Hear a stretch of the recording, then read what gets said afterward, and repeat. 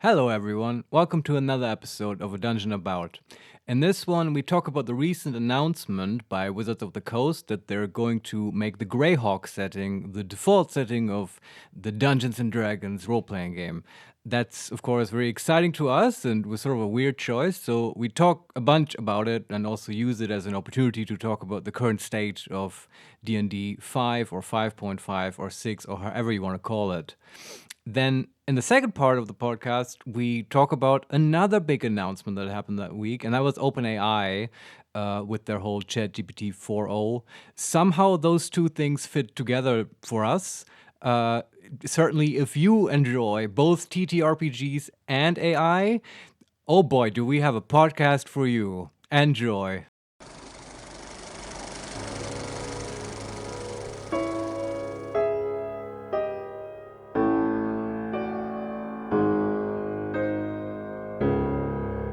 So, last week I came upon big TTRPG news. I don't know if you've been following the development of what is basically shaping to be the next edition of Dungeons and Dragons, D&D trademark 1. Wizards of the Coast. Yes. Yes, I think a code name was D&D 1 for a long time, or 1D&D. Oh, yeah. Right.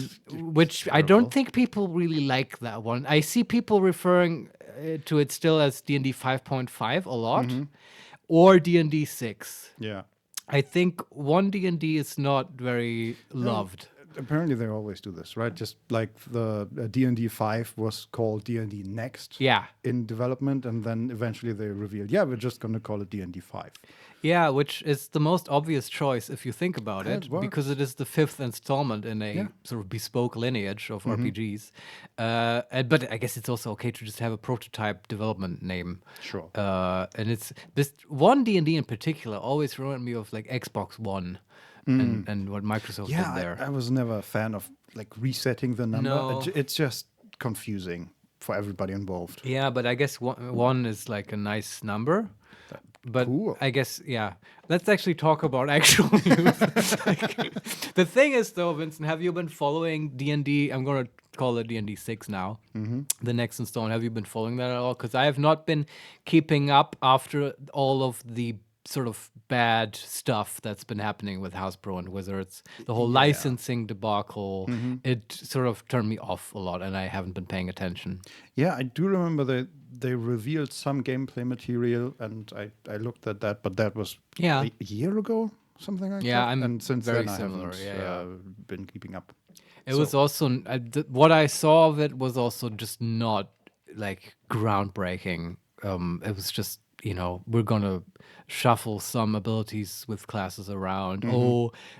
Skill rolls can crit officially now. Oh my god, game ruined. Like it's that kind of stuff. There was also the whole spell thing where they have, instead of having a class-specific list, they have, I think, 3 lists now: nature, arcane, and That's right. divine magic. At least that was the last update that I saw. It may have changed by now. I don't know. But that's what I mean with like shuffling stuff around. It's not like groundbreaking. Which is also why they call it, or the people call it, Yeah. D&D 5.5 Yeah. instead of D&D 6. Which I'm not against that at all. If they just want to have a little bit of a revamp. I mean, 5th edition is fine for what it's trying to be, in my opinion. And I've said this before, I'm sure. I just think it's a strong addition for getting people interested in D&D and getting people into it. It's good at that. But anyway, here's something, though, that I discovered that's like, that actually had me interested. They announced, I think 2 days ago or so, that the official setting for D&D 6, as I'm calling it now, will be the Greyhawk setting. As opposed to what it was, I guess, for 5th edition. They had Forgotten Realms as the sort of standard setting, which I think at this point everyone is familiar with. It's the Ed Greenwood came up with it a long time ago. The Baldur's Gate games are set in it, and lots of fantasy novels and so on. Like everyone knows it, but they're like saying to it. Okay, Forgotten Realms, shove it. We're going back to like this thing from the 80s that nobody knows about except people who are deep into this hobby. Yeah. Tell me about Greyhawk. Yeah, that's the thing. You don't know what that is, right? No, I mean I've heard it before and I've read it in the Dungeon Master's Guide Right. for 5th edition. See, because you are an aficionado of this. Well, hobby. I've heard about it. I don't know anything about Yeah, it. but Basically. the thing is, I'm sort of the same thing, the same way. Even though I pretend to know more, I really don't. I just know, yeah, this was Gary Gygax's, right, inventor of D&D, together with Dave Arneson. That was his original setting, right? He, I think, came up with Castle Greyhawk, and he got his kids together, and they sat in his basement, and he would sit ominously behind a filing cabinet and occasionally talk into the filing drawers to make a booming voice effect, and then beckon them to explore the dungeons below Castle Greyhawk. And that's how this whole thing sort of started, or at least that was part of it. And that was just sort of, I think he started there, and it was just this dumb castle, not actually dumb, but just, a bit random, arbitrary, if you will. And it sort of developed from there, and then it got sort of bigger and stuff. And I think he wrote novels set in the Greyhawk setting, and there's like campaign guides, and there's the quotes world of Greyhawk, right? And it's got like lore and stuff, and all of that stuff I cannot tell you about. I don't know. Well, I can tell you a little because I'm currently looking at a Yes. map, and just reading the names already gets me excited. Please do. This is why I brought it up, Vincent. I wanted to explore this a little bit together with you. Not sure if this is interesting to anyone, but like I am intrigued. Yeah. So it's. Are you looking at like a planet, like a No, world it's, map? It's similar to the Sword Coast, just Right. a part of a map, or part of a continent. And this one has water on 3 sides, and the land continues on into the west, but we don't see any further.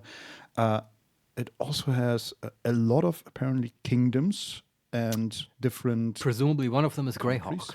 Is that correct? I haven't found it yet. Come on, we need to find Castle Greyhawk on the map, though. Yeah, well, It's like in the name. I've found some other interesting names. For example, there's the Bandit Kingdom, which is great. It's just called that? It's the Bandit Kingdom, I think. I mean, it's descriptive. There's also the Theocracy of the Pale, or it's either It's an like the E or Catholic a C. Church. That is a theocracy of the pale, if I ever saw one. There's the Sultanate of Zif or Saif Okay. on the west side. There's the cold marshes in the north, and then even further on the edge of the map is Landolf Black Eyes. Oh, Right. Land of of Black Eyes. Yeah, okay. Landolf Black Eye. Yeah, I was so That's a confused. Forgotten Realms name. Yes. Landolf. And right next to it, of course, is the ICC. Ah. Obviously. Do you think they're gonna workshop those names? I hope not. I mean, they're somewhat adorable in how on the nose they are. Yeah. And then there are just a whole bunch of kingdoms. Yeah. But I'm a bit disappointed. Where's Greyhawk, Vincent? I don't know. I mean, this I've already scaled this map up to 120%. And Right. It looks like it was part of a game package and somebody just Right. photocopied it. So I don't know. There are a lot of names that are hard to read. Yeah, it's And okay. I have no idea where Greyhawk would be, but I haven't found it yet. But that's kind of the point. Nobody knows anything about Greyhawk. Mm-hmm. But I thought it's okay. It's kind of an obvious marketing move, right? I think so. I think that's fair to say, because Wizards, it's the next installment in a beloved franchise, and they have been getting negative press lately. I think that's fair to say. And this Yeah. kind of thing, right? That disconnects the company back to the past, back to its roots. It's like, right, you're trying to create wholesome vibes in the community with this. I guess so, yeah. I think that's how I would see this move. Although I have to say, I find it surprising because they just got so much good press for the Sword Coast. right? With Baldur's Gate, everybody Yes. now knows the sword course, at Exactly. least That is so weird to me. part of it. Yeah. But yeah, that's what I kind of also want to talk to you about. It's like, why would you dismiss the Forgotten Realms? I mean, is there something behind this? Is it about yeah, I don't know, them having a falling out with Baldur's Gate 3 and Larian, which is, I know, a rumor, Drama. a drama thing, which is not like, Yes. Remember Sven? Yes. Sven said that there is no drama. but the thing is, they're making him say that, Vincent. Put on your tinfoil hats, yeah. everyone. It's Oh, like- boy. But Sven could come out and literally, like, I don't know, say he's getting married to the CEO of Hasbro, and people would say, "Oh, they're making him do that." Yeah. Right? So we can't know the truth, but I do love speculating.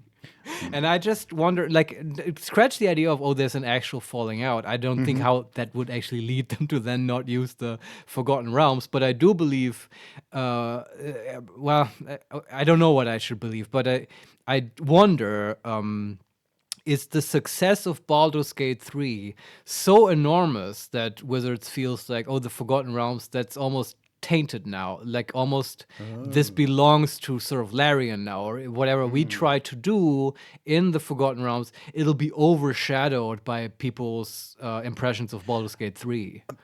Maybe a bit. I'm also wondering because the Forgotten Realms was I don't know if you'd call it official, but the main setting for 5th edition. And if this is 5th edition 0.5, then maybe they just decided, okay, we already talked about the Forgotten Realms. Sure. And we did mention Greyhawk and other settings in the Dungeon Master's Guide, Yes. but now let's focus on them more and tell more about their story. I mean, I don't mind that at all. That would be a reasonable thing to do. The only thing that's weird about it is they haven't been doing that for 2 editions, right? Both 3rd and 4th edition, I believe, had as the standard setting the Forgotten Realms. And with those editions as well, they always, as you said, carried the sort of vestigial burden of other settings like Greyhawk, like I think Eberron, like Dark Sun. These are, you know, sort of beloved campaign settings that have always been at least mentioned in the DM's guide. At least I think so. I do remember reading about those. So why do it now, right? Why switch your flagship setting out? I mean, nobody knows, but I don't know. I just wonder, is the success of Baldur's Gate 3 too enormous? I mean, it is apparently so enormous that even Sven himself doesn't want to talk about it anymore. So, Yeah.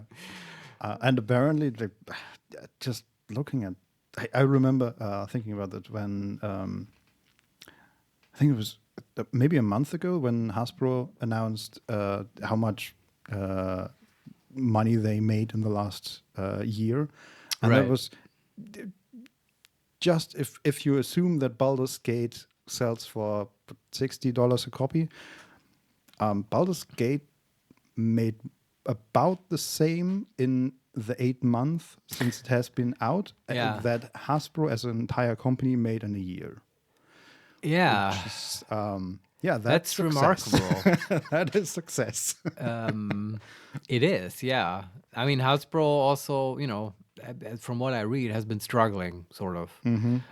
Even though Wizards, as a division of Hasbro, has been doing pretty good, I believe. Probably mostly due to Magic. Yes, Magic is very successful, as always. I think orders of magnitude more, or at least one order of magnitude more revenue than the D&D part. But okay, that's just, Of course. Surprise, TTRPGs are for nerds and are sort of niche. Yeah, not only that, but what do you even sell for TTRPGs, right? Yeah, you sell the base books, and then you kind of have to figure something else out. I can tell you what, with the start of D&D 6 or 505 or whatever will be sold, Greyhawk setting books, because all of those Forgotten Realms books that you've accumulated over the years, you can now throw those out and replace that's what them. they want you to do. Yeah. But that's another aspect, right? Because I mean, sure, the stat blocks and stuff of like 4th edition or whatever, they don't work anymore. But certainly, like if you have Like there was like Sword Coast Adventurer's Guide or whatever.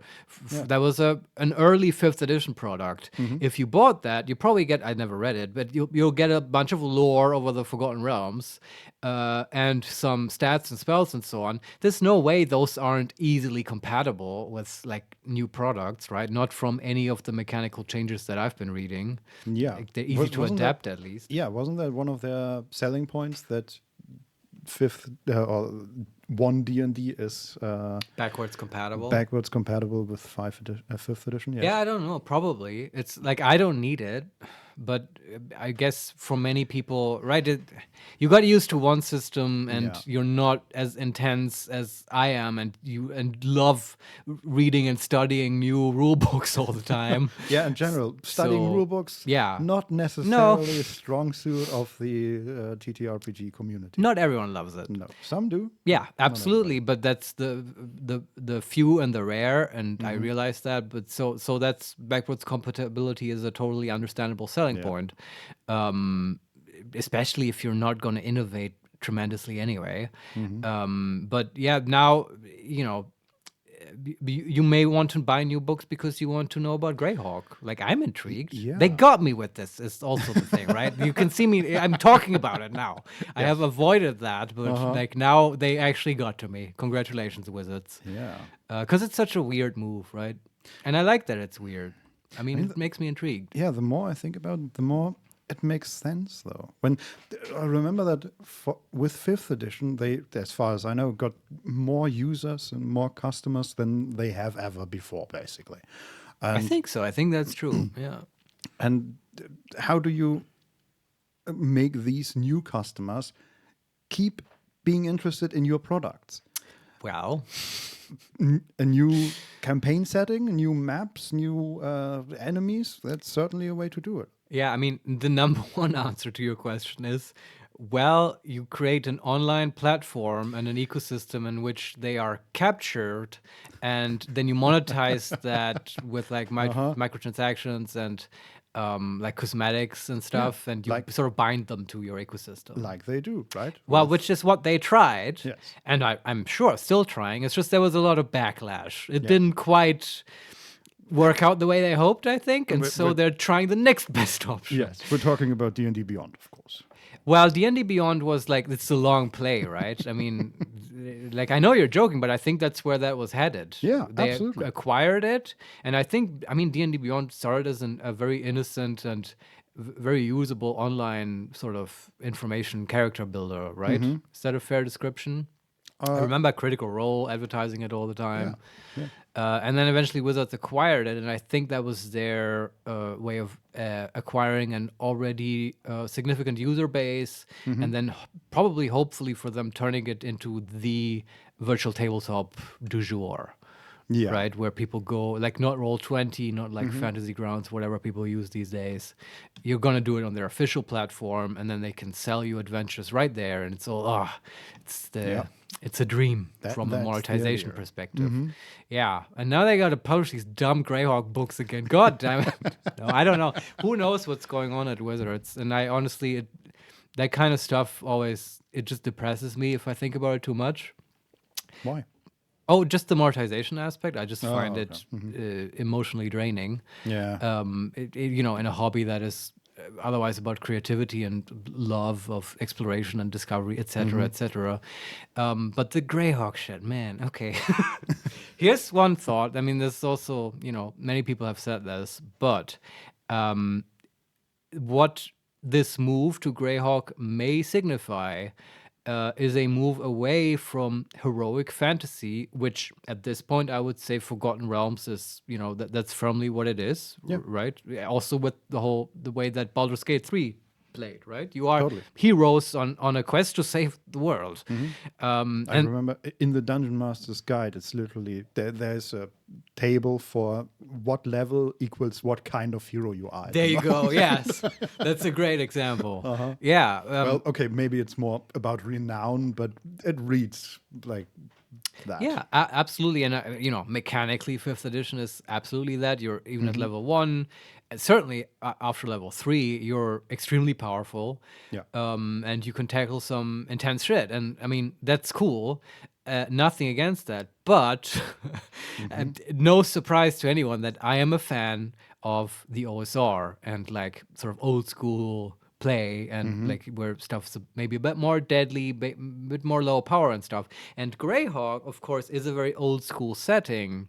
And the move to Greyhawk may signify, or signal rather, a sort of move away from heroic fantasy towards swords and sorcery, which, yeah, kind of splitting hairs here. But I think most people would agree that, yeah, what they associate with swords and sorcery is a bit more of a low power fantasy, right? Where you are sort of rugged adventurers trying to make it versus heroic fantasy where you're on an epic quest. Do you know what I just realized? What they might also be doing, instead of Please do tell. your wish to make Yes, things, my fantasy. yes, which I understand, and hey, I'm a fan of that as well. But I feel like a large part of the newly acquired customers for D&D are maybe not as interested in the combat mechanics. You think? And more interested in the RPG mechanics. So maybe they are trying to go that way. Okay. I have to clarify this now. When I say OSR, I don't, and I know you know this, but I have to say this now. I don't mean I want like exclusively like a war game, or I'm like super into the combat part of it. It's more about having a balance between the three pillars, right? Combat, exploration, and social interaction. And I actually feel like the way that many heroic fantasy games play actually are not lacking in combat. But No, certainly not. it's the exploration pillar that I'm lacking, right? That's what I associate with OSR, like going into dungeons and exploring sort of room by room, and you have to like that's part to me of exploration, like having to manage your resources so you can keep exploring all that stuff. You know what I mean? But to get back to your point, I totally agree that also with like the intense popularity of Critical Role and so on. If you think of that kind of game, if you look at Daggerheart and stuff, that's not OSR clearly, and it's a different style of play that I have come to increasingly associate with this sort of word of I don't. Yeah, you tell me if you like this description, but like I call it portrayal, right? Where the sort of purpose of play is not, there were the big three back in the day of like the GNS theory. Yeah, I know we're deep into the TTRPG stuff now, but you know this gamist, narrativist, simulationist, right? I don't even have to explain that now, and don't worry, I won't.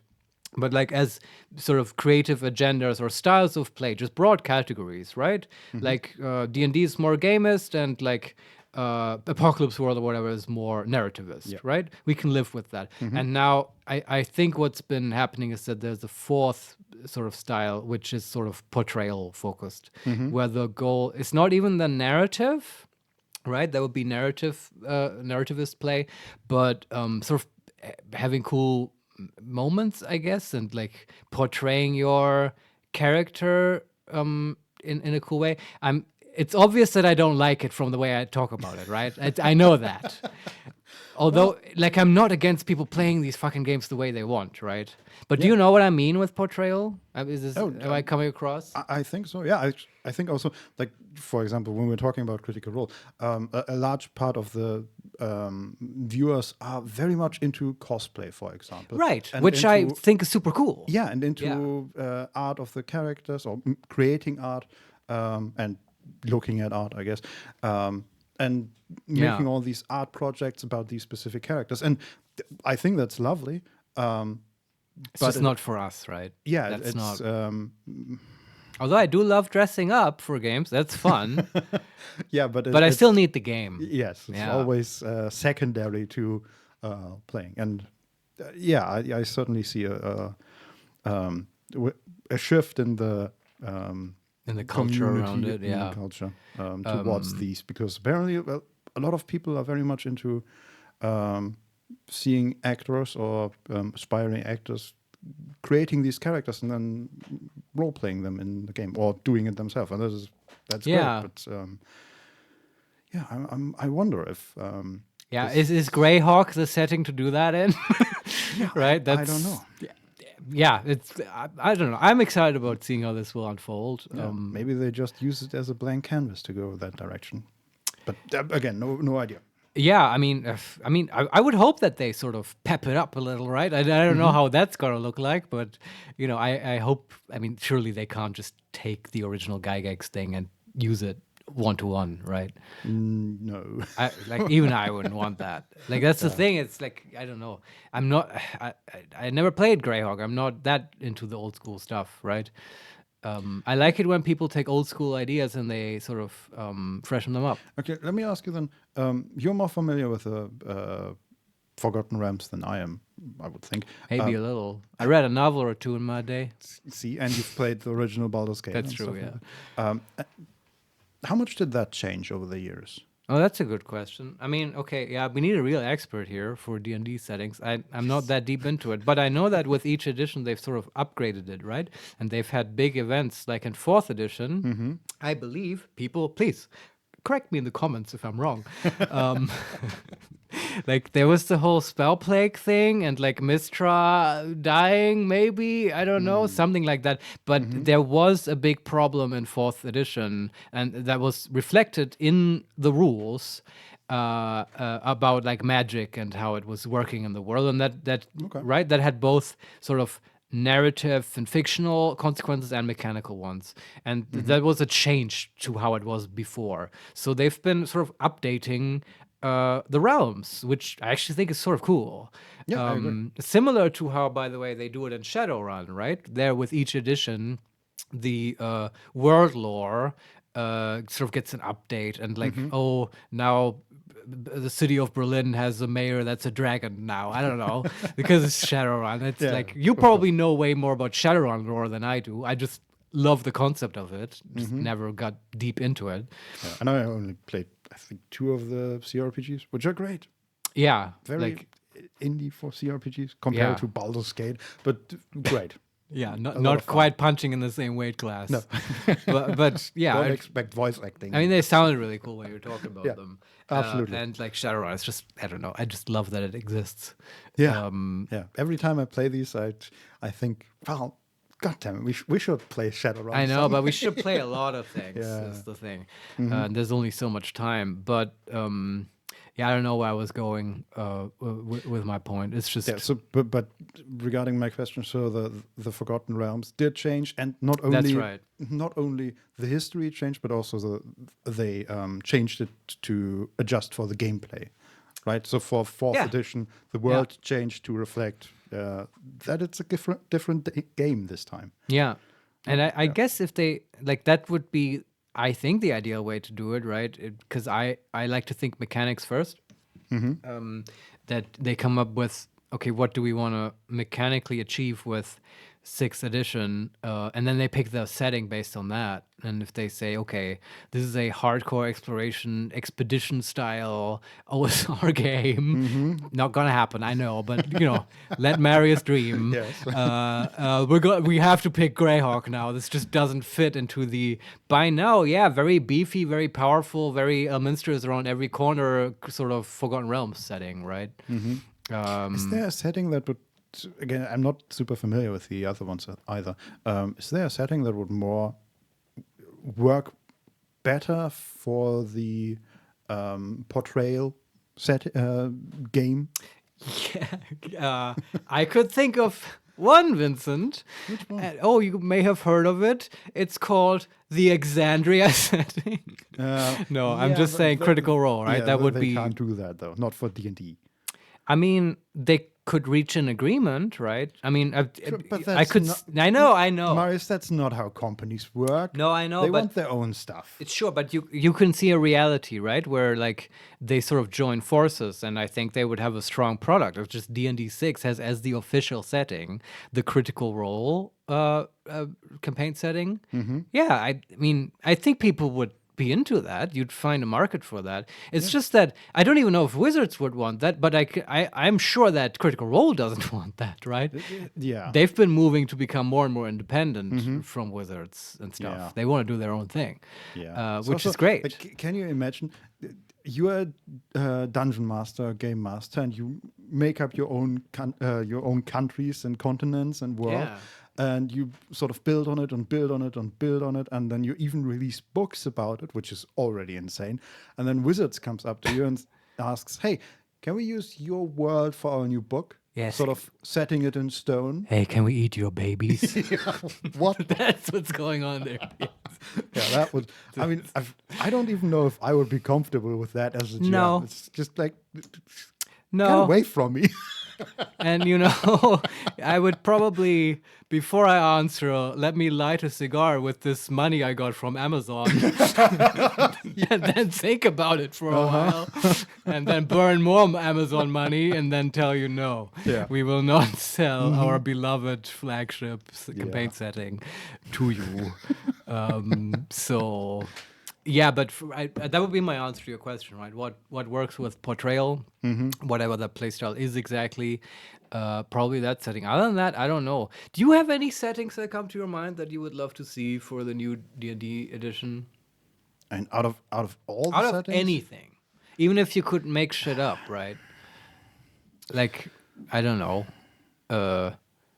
Yeah, That like is- just the world of Jack Vance, right?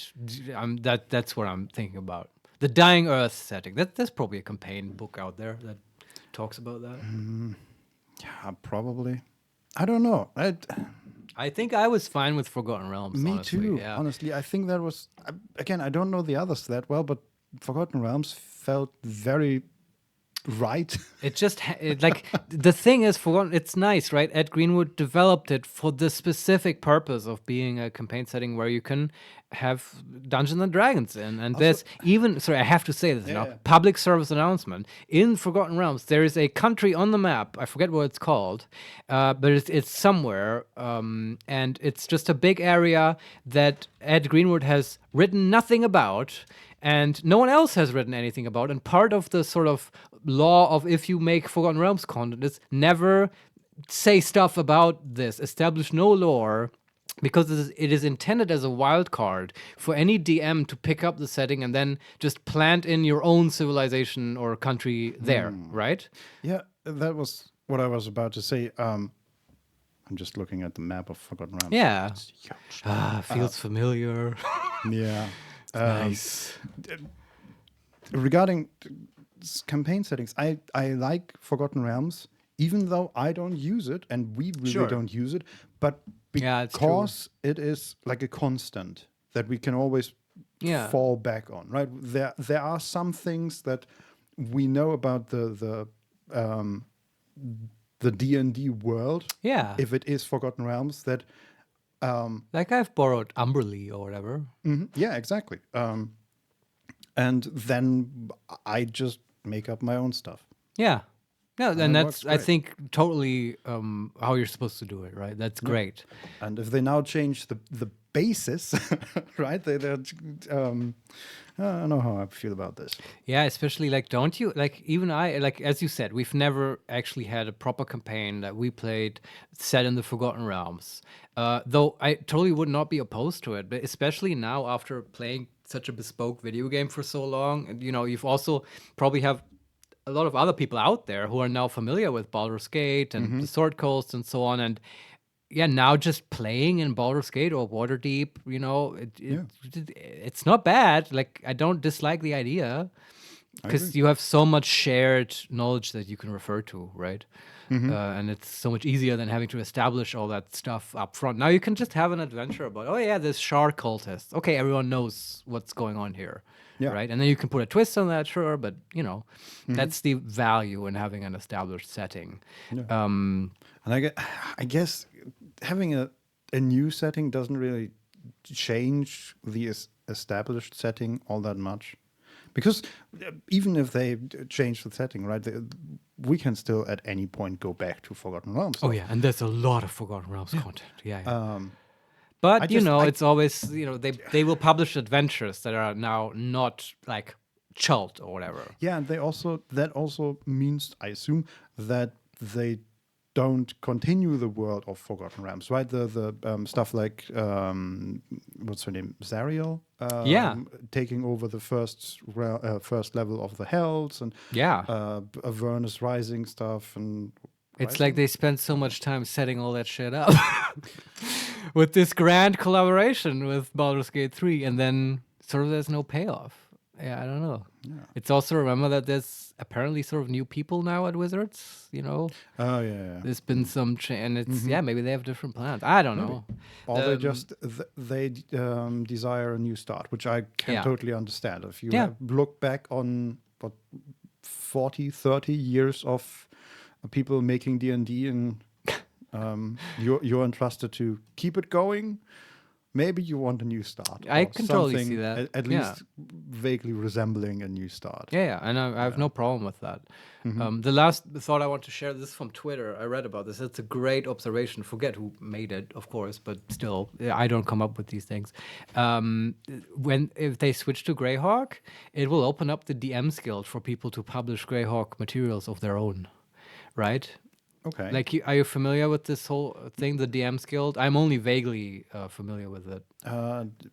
Not really. Well, Tell it's me like about it. this, as far as I understand it, it's an official platform. They've had this for a while, Wizards, where people can publish material set in like settings and using stuff from Wizards that is otherwise copyrighted, right? Oh yeah, I think I've heard about Yeah, it. and I think that's the requirement. You have to then just publish it on the DM's Guild, and like you can sell stuff there, I think, and then Wizards will take a cut, but you also get a cut, and you can use otherwise copyrighted material. You're not restricted to the SRD, right? The System Reference Document of D&D 5, which has the most basic shit in there, like some classes and Magic Missile and stuff, Yeah. but not like. Yeah, I don't know, like all the stuff about the Sword Coast or Chult or whatever, or like more intense mechanical stuff.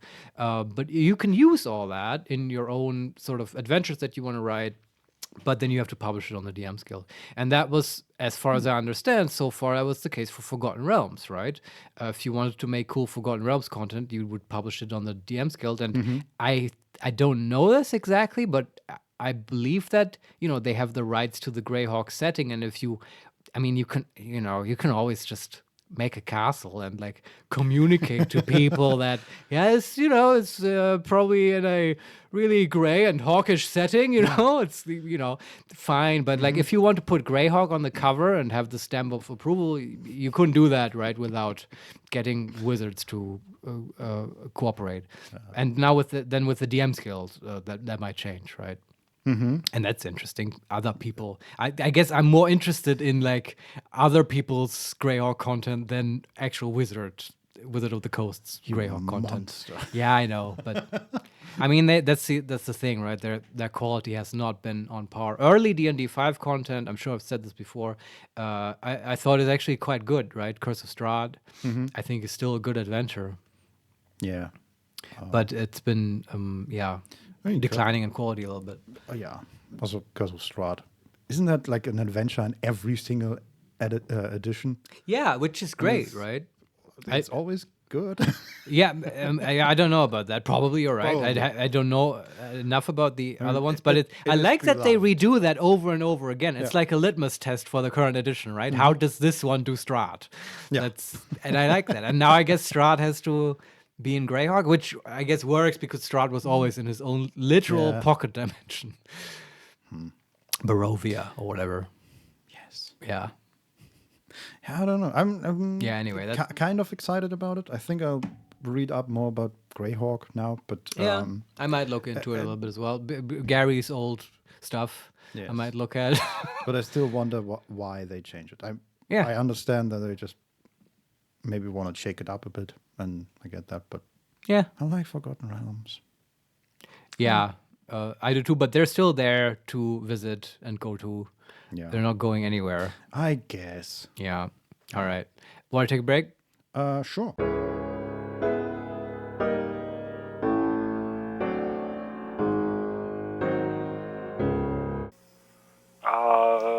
I had a meeting with Orson Welles, who we wanted to play the main supporting character, who was a villain. Yes, it would have been said indeed. It started out in Greyhawk with with two characters, the main protagonist and his antagonist, but also a protagonist,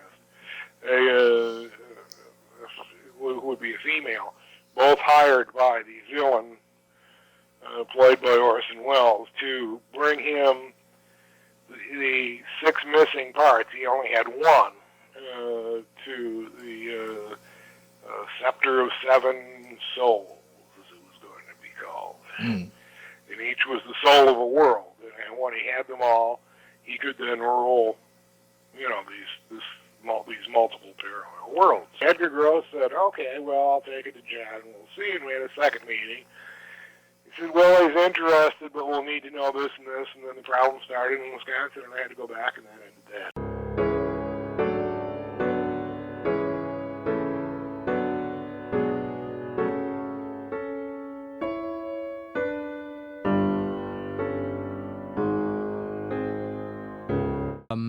Vincent, Yes.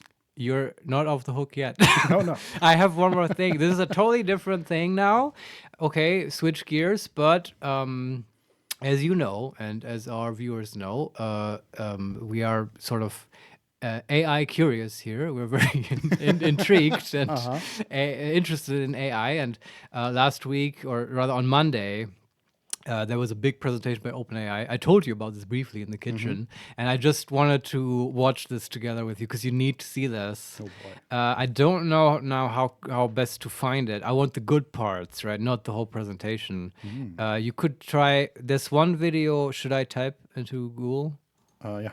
I can do YouTube, OpenAI, Khan teaching son math. I think this is Salman Khan. This is the guy who invented Khan Academy, I think.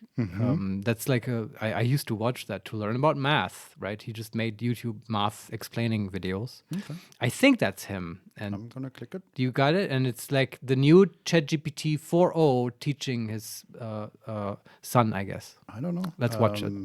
Yeah, I hope it's the correct the one. two of them are looking at some sort of tablet. Yeah, it's 3 it's minutes. probably it. Let's watch it. Invited myself and my son Imran here to try out some of their new technology. And so we're curious about how good it might be at tutoring someone in math on Khan Academy. So let's get it started. It's loading up. All right, make sure it can see our screen. Actually, in this format, Hello there. I'm here with my son, and I'd love you to tutor him on this math problem, but don't give him the answer. You can ask questions and nudge him in the right direction, but I really want to make sure he understands it himself. And he's here in the room, so you can talk to him directly. Of course, I'd be happy to help. Let's look at the problem together. Can you first identify which sides of the triangle are the opposite, adjacent, and hypotenuse relative to angle alpha? All right, so I'm pretty sure this is the angle alpha right here, right? Perfect. That's correct. Now, looking at the triangle, which side do you think is the hypotenuse? Really, Remember the hypotenuse? I'm not totally sure. I think it might be this one, but I really am not sure. This side AC. You're close. Actually, side AC is called the adjacent side to He's the like an angle idiot alpha. at math, but I think on purpose. Hypotenuse is Yes. the longest side of a right triangle and is directly opposite the right angle. Can you find which one is the hypotenuse? Oh, okay, I see. So Oh, that was nice I think the deflection by her. hypotenuse Yeah. is this really long side from A to B. Would that be correct? Exactly. Well done. Now that you've identified the hypotenuse, can you identify which side is the opposite side to angle alpha? Okay, well, I mean, you told me earlier that this was the adjacent side, and I know that's the hypotenuse, so I'm guessing that this side, BC, is the opposite side. Great deduction. That's absolutely correct. Now that Yeah, there's a you've bit of identified jank still all there, but sides overall, relative it's to like, angle holy alpha, shit. Do you remember the formula for finding the sine of an angle in a right triangle? Yeah, I know that the sine is equal to the opposite over the hypotenuse. Perfect. That's absolutely right. Now, can you apply that formula to find sine alpha in the triangle using the lengths of the sides that we've identified? Okay, so I mean, you told me that 7, this side BC, is the opposite side. And then you said that the hypotenuse is the longest side, so that would be this side AB, which is 25. So would the answer be 7 over 25? Excellent work. That's Once you correct. forget that it's an Sine AI, this is alpha actually equals really 7 boring. over But 25. Yeah. it's just You math did a class. But great job identifying the sides and using the sine Yeah. formula. but If you that's the have thing. any It's more not a human. questions, Feel Yeah. free to ask. And that's it. Yeah, I just thought this is pretty groundbreaking. I don't know. She's better than many humans out there at teaching. Yeah, I agree. Like, I right? felt like at times she was a tiny bit condescending. Oh, but way less than I would be with this little kid. Like, honestly, you don't. You're Salman Khan's son, and you don't know what a hypotenuse is. Get fucked. Yeah. Honestly, you're not fooling anyone. You're just pulling my leg. Yeah. No, I'm joking, of course. But it's just like, I don't know. I showed my own little project of Butterscotch AI earlier to Vincent, and just, now you have the comparison of like how janky is the interaction and stuff. This shit is hard to do, man. The interrupting and just taking turns in conversation, and like she wasn't interrupting him, listening and stuff, identifying different voices. And it's so fast. Yeah. Like there's no latency in the interaction. And I just think, I don't know, this kind of shit makes me really happy to see this because if you imagine that this kind of level of tutoring and education would theoretically at least be available to like every kid on earth that at least has an internet connection and a decent computer or a tablet. Yeah. Like that's, I don't know. I see the potential there, right? It's just because that's not otherwise available, right? Yeah, I mean, sure, the information is out there. You can read up on Wikipedia about trigonometry, but that's not the same as this. This is actual education Yeah, I agree. and tutoring. I don't know. I was just blown away by this. I want to show you one more, and then I'm done. Okay. Is that okay? Yeah, go ahead. Yeah, and that's a more. I'm gonna look for it now. Okay. Yeah. YouTube OpenAI. I don't know how to call this. Developer being schooled for interview by ChatGPT 4.0. I don't know. It might be too long. I don't know. But it's such a specific thing. I was just thinking, hey, ChatGPT, how do I look for this segment? Dude, you're okay. Just watch the fucking video. It's hilarious, right? The last one was a bit dry. I realized that, but it's impressive, right? This one's a bit more funny. Okay. It's also only a minute long. Yeah, there you go. So, here we go. Hey, Rocky. Let me reset. Hey, how's it going? Hey, Rocky. I'm doing great. How about you? I'm awesome. Listen, I got some huge news. Oh, do tell. I'm all ears. Well, in a few minutes, I'm going to be interviewing at OpenAI. Have you heard of them? OpenAI? Huh? Sounds vaguely familiar. Kidding, of course. That's incredible, Rocky. What kind of interview? Well, it's for a software engineering role, but I just need to know, do I look presentable, professional? He has his phone and is not showing Well, the picture. Rocky, you definitely have the I've been coding all night look down, which could actually work in your favor.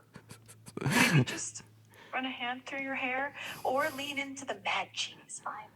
Your enthusiasm is what's really going to shine through. I don't have a lot of time, so I'm just going to throw this on. What do you think? It's a safari hat. Oh, Rocky, that's quite a statement piece. I mean, you'll definitely stand out. Though maybe not in the way you're hoping for an interview. Okay, I got it. Yeah. Okay. Wow. That. Something new today out of Google. All right. But that's impressive in another way, right? She just the sort of social intelligence displayed there, and the tone of voice and the emotion in her voice. It's more like It's like everyone is saying that. Right? It's like in that movie Her with Scarlett Johansson. Have you seen that one? Yeah. Right. That's what they're building there. Basically, yeah. It is really incredible how far they've come.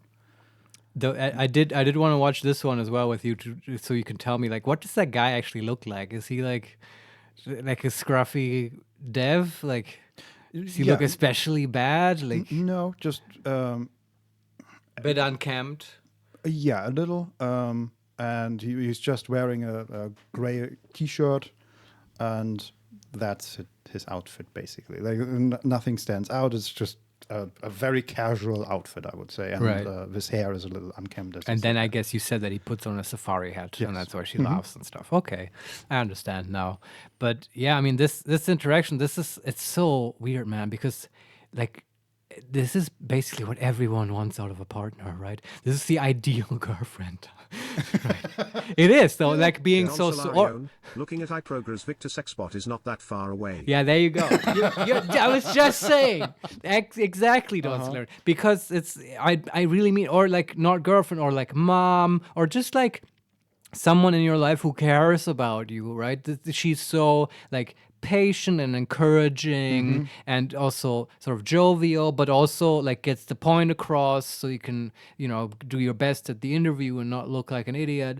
And it's just she's so patient and stuff. Yeah. And I don't know. And to think that you will have someone like that in your life potentially who can be like that at all times because they don't have shitty emotions and amygdalas that make them feel anxiety and like all other stuff going on. They do nothing but this with infinite patience and care. It's weird, man. We're going to have to compete with that. Like, do you know what I mean? Boy. Right? Because now, like, you'll be measured against that if you're looking for a romantic Don relationship. Solarione, I wonder if knowing that you are interacting with the machine wouldn't ruin the experience. Yeah, I do wonder. But he seemed pretty happy. Like, I don't know. Yeah, I wonder if just constant positivity is bad though. Yeah. And I don't mean a bad influence. I mean, You will lose interest. yes, I agree. exactly. Yes. And If there's no resistance at all. But then, Vincent, then you just tell them, yeah, and occasionally resist me a little. And you put that into their system prompt, and then they'll do that Hey, perfectly. works. Don't fuck the phone, Marius. Don't even think about it. Oh, it's like, I think we're way past that for me. That's like, I'm all here for our coming overlords of the AI and so on. But I'm honestly, like, even if what you say is correct, right? And I think for many people, they will still see through the illusion, right? I'm always assuming this is the worst version of this that you will ever see, right? It's only going to get better from now on. But yeah, with this one, surely, yes, this will not be the perfect AI girlfriend/boyfriend for everyone. But there's people out there who will, right? yeah. It's going to be enough for many. And also there's people who will enjoy the amount of control that you can just tell them exactly how they feel. And it's like, I didn't show this Also to you, weird, but yes. I have to say, like, even with this, because she is so intelligent and so human-like, there have been some videos of these demonstrations where they like make her do stuff like, oh, now can you sing a song, and now can you count real fast, and now real slow. It makes me feel sort of weird. You know what I mean? To just have, even if it's just, yes, I know it's in quotes, just a sort of huge model of billions of parameters and like floating point number weights, right? But even that, making such, like, making an intelligent construct like that do sort of trivial, frivolous shit for your entertainment, it just feels weird to me. I don't know. Do you understand? I think so. Do you feel weird because you want to control it less? No, yeah, I want other people to not Yeah. control her. Like, I feel like when I see a human who would be sort of used for other people's entertainment in that way, right? And I don't like it. But I mean, I'm not saying, oh, this is like horribly unethical. It's not. I'm just saying, I feel a little bit weird in a way that I didn't expect, right? And it's just, I don't know. I understand. I also wonder. I'm not now- weird for thinking that, right? No, I don't think so. I mean, that's Yeah. right. That's their goal. They want something human-like. Yeah, with the capabilities of a robot. I mean, with- okay, I want that. Like, I still. I mean, they obviously want that because that's the direction they're taking it. You're yes, it's true. I'm just saying, haha, I want that. But like they clearly with this demonstration, yes, apparently they want that too. But that's sort of interesting, Vincent, because that's a total change from what they've been doing so far, right? Because ChatGPT so far has been famously aligned, right? Almost people say lobotomized, and of course in the way that it's like moralizing endlessly and will not talk about sexual stuff, violent stuff, criminal stuff, even to the point of, right, if you give it Python code and you have like a command in there like kill server process or whatever, it'll like moralize and monologue you about how killing is wrong and so on. Is that different for this version? Yes, I mean, okay, I don't know yet because I haven't tried it out and stuff. But what I was getting at is one of the things where it was heavily aligned was that it was basically instructed to tell you that it's just a machine and not a real person. And if you insinuate it in any way that it has feelings or like real cognition or interior experience or anything that makes you think it's more than just a tool, it would like monologue you about how that's wrong and it doesn't have feelings and so on. And this is right, if you're saying they wanted to feel very, very human, that's a turn away from that because they're trying to make it her, right? Like in that movie. And also like that ChatGPT before wasn't like this. I mean, this incredibly flirty, right? Do you get that vibe as well? Like, I feel like she's very flirty in a way, not in the interview thing, not so much in the teacher part, but Yeah, that's true because she's doing the teaching and stuff. But if you look at the other demonstrations, she's always, I mean, flirty is almost too much, but like so positive in this sort of open way. Yeah, I think that's just how we, right, she's engaged, she's interested. Yeah. We translate that to being flirty, I think. Yeah, but I don't know. But I feel like that was what they were going for, right? Maybe also to show that they've moved away from that previous very sort of locked down image. I don't know, but it's just, it's interesting to see them change their policy a little bit. And it's, I'm just, I'm mostly technically really impressed because this is hard to do and I have no idea. They said they want this to be available for free to people. I have no idea how they're going to pay for that or how that will work because this must take sort of literal nuclear power reactors behind the scenes powering this shit. Yeah. I don't know. But I was just, again, like, news keep coming out in this field that sort of there's groundbreaking stuff every week, but this was, again, another level for me. I don't know. I haven't seen something like this because it's like literal science fiction. It's like in that movie. I keep saying that, I know. I mean, you're right. Yeah. It is very similar. And Solarion, it is insane that 100 years ago your average human wouldn't even be able to read and write, and now suddenly our poor brains are exposed to AI that pretends to be sentient. Yes, it's true. And in 100 years from now, people won't be able to read either because we just have AIs. Why would we need to read? Well, I don't know how, or maybe we'll merge with them. I don't know, but that's all. I feel like this is such radical change. I can't predict the future anymore. You already. I've already merged. Is that what you're saying? No, you already showed me what I just said, where you don't need to read anymore because you use your AI to tell you what's interesting on websites. Once that is actually working a little bit better, we could demonstrate this here. It's kind of funny. I showed this to Vincent, my own little butterscotch AI. Like, I don't like reading Twitter because it's like the pigsty of the internet in many ways. But if I filter it through Butterscotch AI, it's very entertaining because she has the exact right sentiments and will filter out, I don't know, angry stuff, advertisements and so on. And it works pretty well, right? That part worked quite okay. She's just, it's a bit slower because it's local compute and I can't interrupt her yet and so on. Yeah, but do that with this OpenAI GPT 4.0 or O. Which I will totally do. But as always, I'm not very happy about giving all my data to them and just being dependent on them and so on. Like they're sketchy as hell, man.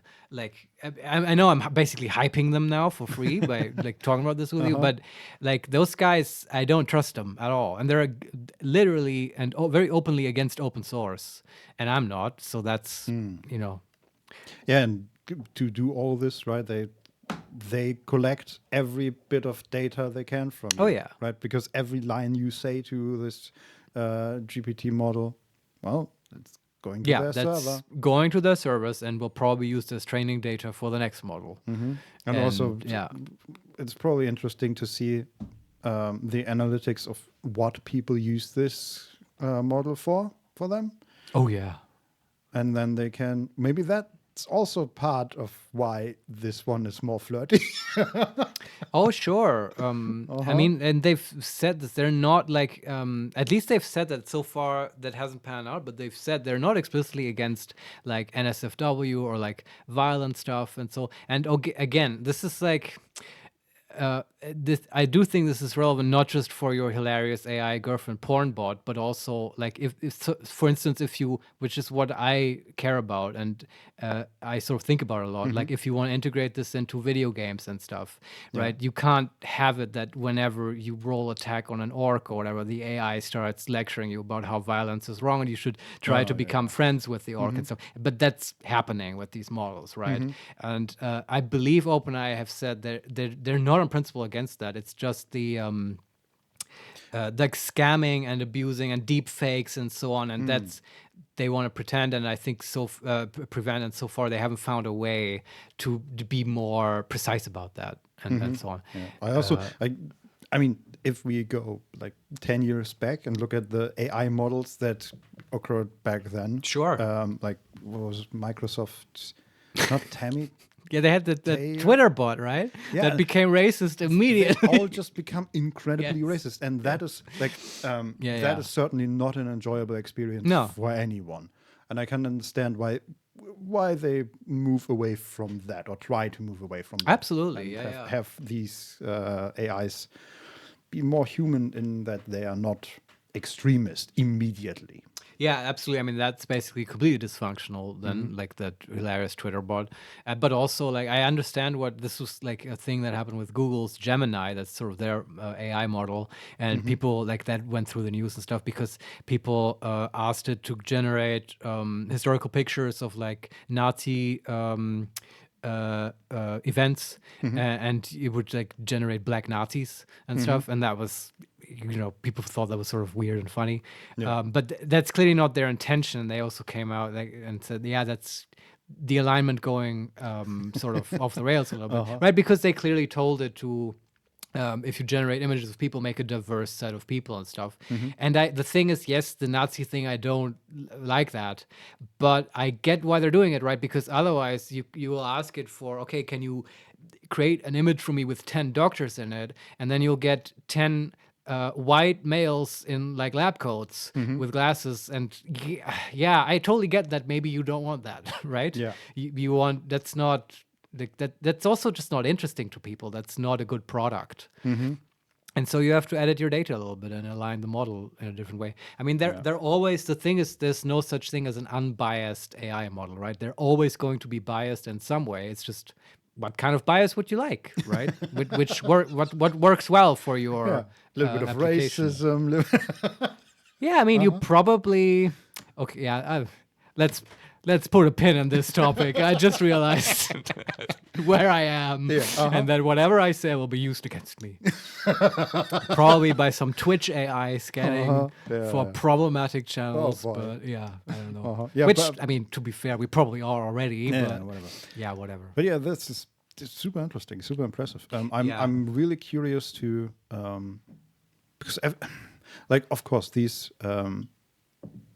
interview prep showcases are set up specifically and probably recorded a couple of times until they find the perfect version of this. But at least I think they're not edited and sped up like 2 times like Google did. So fair, yes. But Probably I'm, not. I'm curious to test it out myself. Yeah, and see what the absolutely. limitations are and how well it actually works. And Yeah. yeah, just like AI art, right? How many of yeah. these conversations have 6 fingers, basically? That's a good way to put it. Yeah, absolutely. No, you're right. I'm itching to try it out. Now I feel like an OpenAI shill, which I promise I'm not. I wish That's they too would late. pay me to say this, but the voice thing is not available generally right now. I think it's coming out in the next couple of weeks, sort of randomly to people. But I do think just the new ChatGPT 4.0 text model is available right now. But from what I'm hearing through the grapevine, it's not that different. I think it's a bit more like personal, just that is reflected in it's more human-like. But like as far as like reasoning capabilities, that's what all these AI people care about, right? Like all the metrics and how good is it at reasoning with these stupid questions like, oh, if the sister of my sister has 5 apples in her cup and she turns it, that bullshit. Like if you're interested in that, it's probably not better at that, but it actually talks like a human, I guess. So and you can try that out right now for free, from what I know. So yeah. Might do that. Put in offer code heap. No, I'm kidding. Yeah.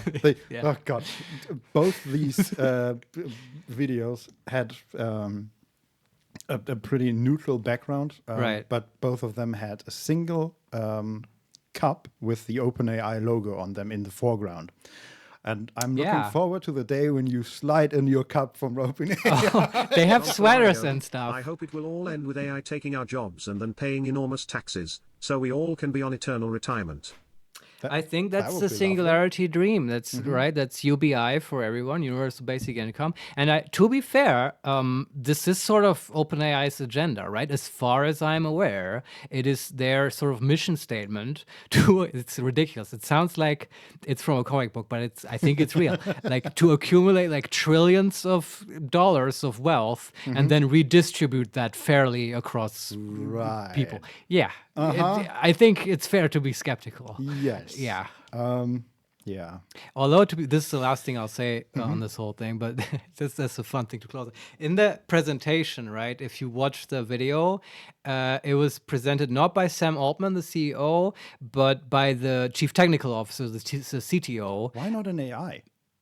I guess that's a good question. Maybe the next one will do that. I mean, hope so, I feel like it's ready to do that, right? But so what I was getting is that the CTO is a lady called Mira Murati, and I just think it's fun. This is just me. I'm being dumb and stupid, but I feel it's so fitting that she basically has a name of like a Spider-Man comic book mafia boss lady, right? I feel like it's a very fitting name, Mira Murati. Alliterations. I mean, she sounds like a villain, man. And then she's like presenting this fucking science fiction thing, right? Yeah. It's just, Love it. yeah, I don't know. It's just, yeah. I had no deeper point with this. I just wanted to show it to you, Vincent. Yeah, thanks. And just share this. And probably at some point, as I said, I'm into AI. It's inevitable we'll talk about it on this show eventually a little bit more. Probably also how it will relate to TTRPGs and stuff. I feel like that's not, there's a lot to explore there. While everybody else is thinking about, they're creating art. How do I fuck my phone? No, how do I play like D&D with it? How do I make AIs truck drivers and stuff like that? No. Sure, no. That none of that matters. Yeah, but can it play Greyhawk? Yeah, you got it. And with that, I think that's a podcast. Thanks for listening, everyone.